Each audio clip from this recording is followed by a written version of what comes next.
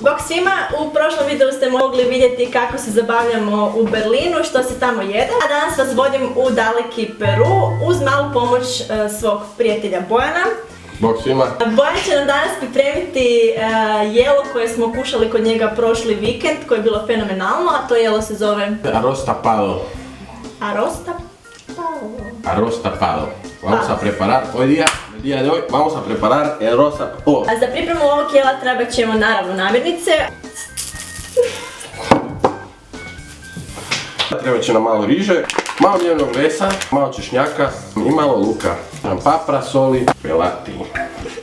I trebat će nam 2 jaja. To će nam trebati. Jedna tava, malo ulja. I grožđice. I 20 minuta. First thing, let's cut the fucking onion. Hrvatski.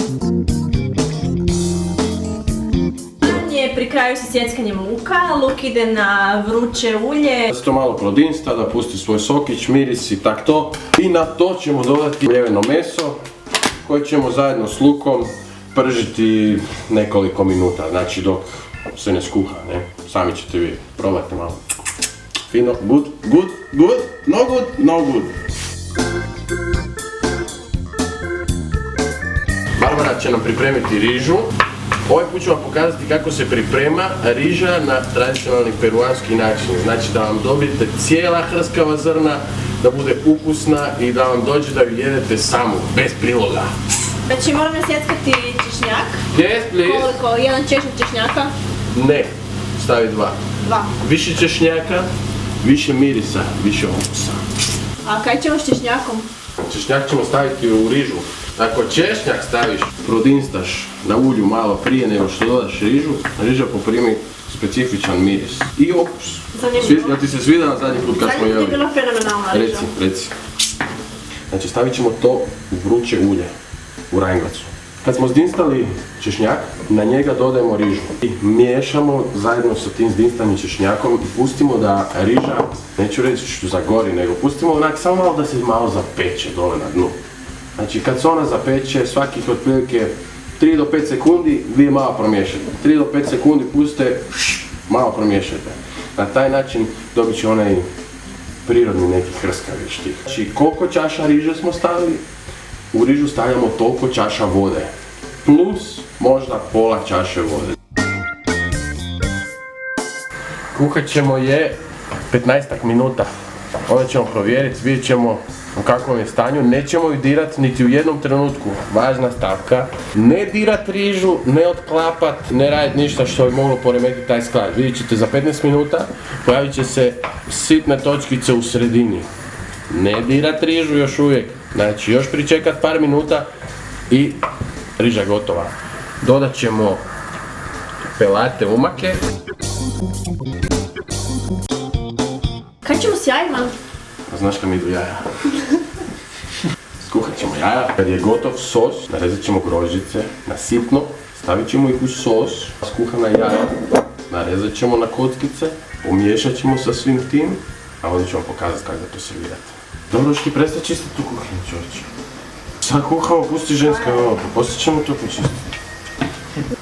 Ove grožđice i ova jaja u ovaj saft. U ovom završnom dijelu dodat ćemo sve začine i mirodice koje volite. Stavit ćemo 1 peperoncini jer je pakat šaf. Malo crvene paprike. Jedna stvar, vrlo važna. Kako ćemo znati da je gotova hrana? Tako da je probamo. Say a. Mislim da smo pri kraju s jelom. Bojan, kaj kažeš ti? Evo, gotov je saftić, rižicu sam ugasio, to bi trebalo biti to. Idemo vidjeti točkice. Jako smo gladni.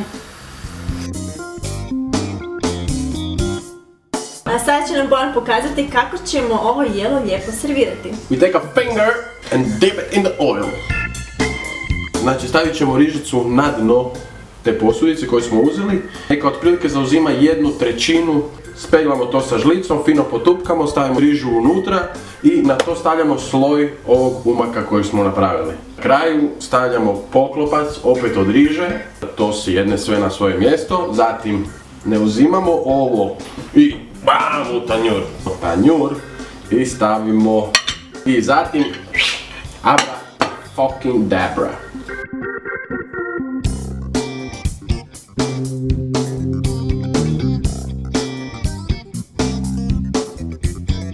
Voila!